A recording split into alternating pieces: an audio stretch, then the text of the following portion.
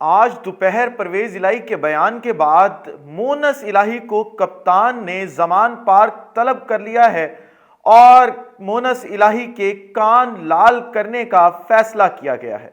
बिस्मिल्लाहिर्रहमानिर्रहीम, अस्सलाम वालेकुम। अपने फेसबुक और यूट्यूब चैनल के साथ मैं हूं रज़ीन हैदर मज़हर। नाज़रीन, सबसे पहले आपको अपने इस चैनल पर खुशामदीद कहूँगा। नाज़रीन, तीन बड़ी अहम चीज़ें आपके सामने जो है वो रखनी है इस वीडियो के अंदर।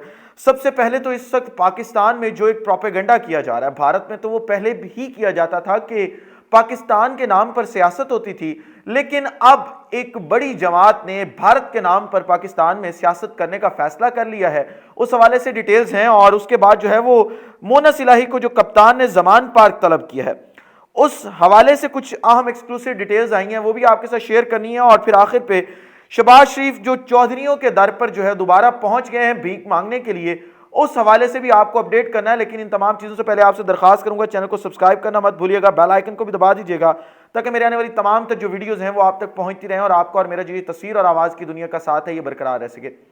नाज़रीन, इस वीडियो में मैंने एक क्लिप आपको सबसे पहले सुनाना है और वो क्लिप बड़ा अहम है।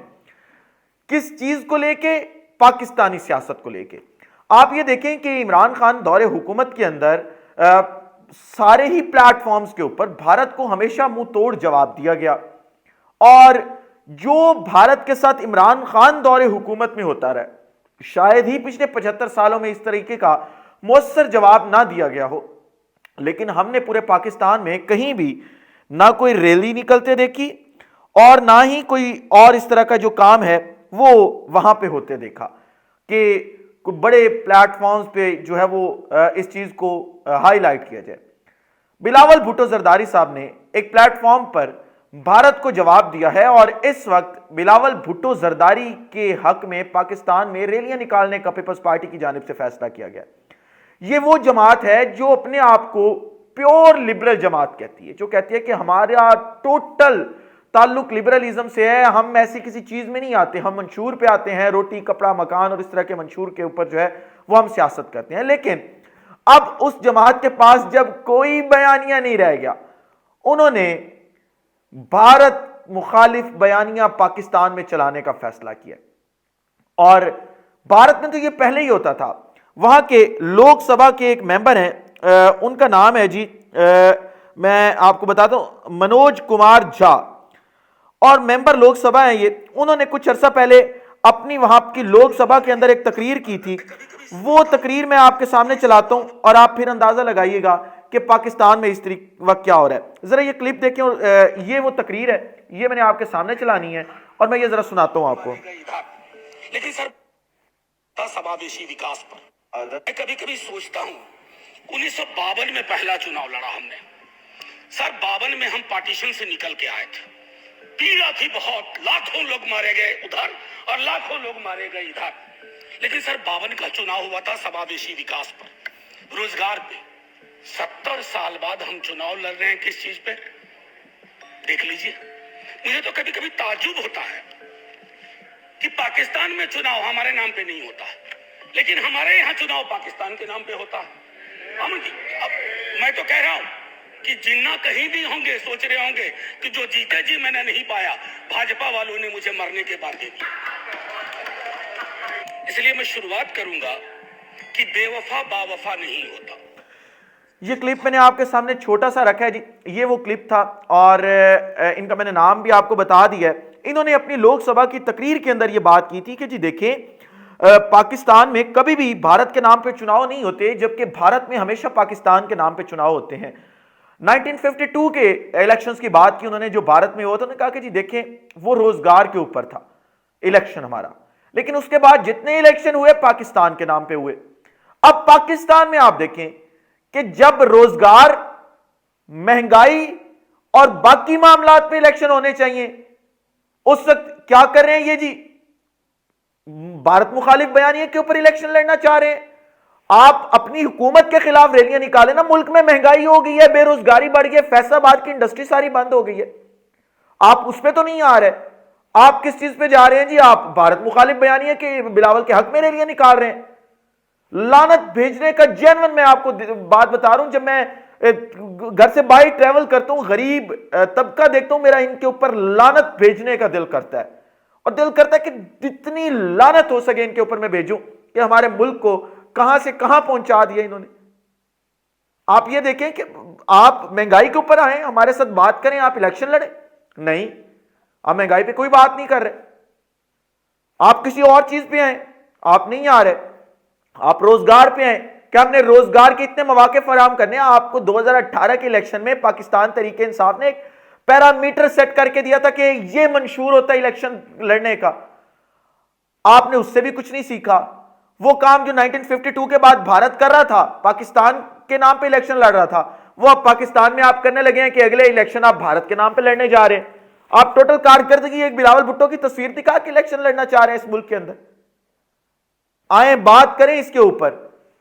हमें आपके भारत मुखालिफ बयानिए से कोई मसला नहीं है, इससे भी बड़ा जवाब दें आप, हम आपके साथ हैं। हम रोज बैठ के भारत मुखालिफ बयानियां चलाते हैं, लेकिन भारत मुखालिफ बयानियां आप पर जचता नहीं है। आप अपने मुल्क के पहले मसाइल ठीक करें। आप देखें भारत हमारे से कितना आगे निकल गया, आईटी के सेक्टर में, हेल्थ के सेक्टर में, वो कहां से कहां पहुंच गए और अब आप ये बयानियां चलाने की इस मुल्क के अंदर कोशिश कर रहे हैं। आप चलाएं बयानियां, लेकिन पहले अवाम को जवाब दें, पहले अवाम के हक की बात करें, फिर अगली बात करेंगे। जी, कप्तान ने मोनस इलाही को बुलाया जी जमान पार्क।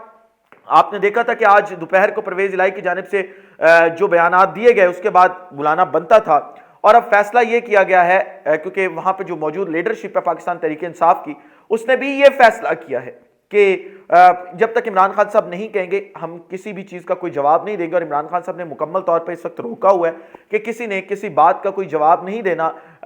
पार्टी की सीनियर क़यादत जो है वो बैठ के बात करेगी, उसके बाद जो भी अगला लाए अमल होगा वो तय किया जाएगा। और इसे इसना के अंदर जो है वो मोनस इलाही को बुला लिया गया है और अब फैसला किया गया है कि मोनस इलाही के कान लाल किए जाएंगे, ताकि मोनस इलाही को पता हो कि भाई करना क्या है, कैसे मामलात लेके चलने हैं, कैसे जो है वो अब इस इत्तेहादी जमात के साथ चलना है हमने। एक तरफ आप सीट एडजस्टमेंट कह रहे हैं, एक तरफ आप ये कह रहे हैं कि कप्तान का फैसला चलना है, फिर आप अगले दिन जो है वो कप्तान के खिलाफ बयान देने शुरू कर देते हैं। आप कहते हैं जी देखें जनरल बाजवा के बारे में बात की। भाई इमरान खान ने अगर जनरल बाजवा के बारे में कोई बात की है तो उसमें गलत क्या कहा है? आप एक नुक्ता निकाल के दिखा दें कि ये बात जो है वो जनरल बाजवा के खिलाफ गलत की थी, हम आपको सपोर्ट करना जो है वो शुरू कर देंगे। आखिरी खबर ले लें, और वो भी मुस्लिम लीग काफ के हवाले से है कि मुस्लिम लीग काफ के ऊपर एक दफ़ा फिर नजरें हैं और ये कोशिश की जा रही है कि वो जो 10 MPs हैं उनको किसी तरीके से तोड़ के चौधरी शुजात हुसैन अपने साथ कर लें और फिर पंजाब असम्बली जो है वो बचाई जा सके। उस सिलसिले में वजीर आजम पाकिस्तान की आवाम को महंगाई में धकेल के, उस भट्ठी में धकेल के, और लोग भूख से मर रहे हैं, प्यास से बिलक रहे हैं, उन तमाम चीजों के ऊपर कोई नजर डाले बगैर चौधरी शुजात हुसैन के दर पे पहुंच गए हैं भीख मांगने के लिए कि मेरी असम्बली बचा ली जाए।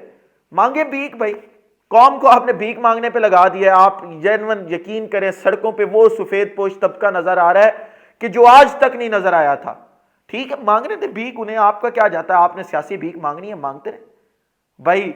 कहां है वो आपकी बेहतरीन एडमिनिस्ट्रेशन जो आप दिखाकर वोट लेना चाहते थे और ये कहते थे कि कमाल हो जाएगा, पेरिस बना देना, हमने लाहौर को पेरिस बना दिया, अब इसको हमने जो है ना वो कोई स्विट्जरलैंड बना देना इस पाकिस्तान को हमने, और मईशत बहुत बेहतर कर देनी है हमने। कहां गई आपकी वो एडमिनिस्ट्रेशन, कहां है आपका डार शार, सारी चीजें। दिल दुखता है जब आपकी इन पॉलिसीज के ऊपर और इन तमाम चीजों के ऊपर देखा जाता है। आपको चाहिए ये था, आप असम्बली बचाने के लिए ना भागते, आप कौम को रिलीफ देते, विफाक के अंदर बैठ के कौम अपने आप आपके साथ चल पड़ती। आप फिर भी अपनी सीटें बचाने के चक्कर में हैं, कौम आपको कभी माफ नहीं करने वाली। इस व्लॉग से मुझे इजाजत दीजिए, अपना ख्याल रखिए, अपने इर्द गिर्द के लोगों का ख्याल रखिए, वतन अज़ीज़ पाकिस्तान का ख्याल रखिए। इस वतन अज़ीज़ पाकिस्तान को और आप तमाम लोगों का अल्लाह हामी नासिर हो। पाकिस्तान जिंदाबाद।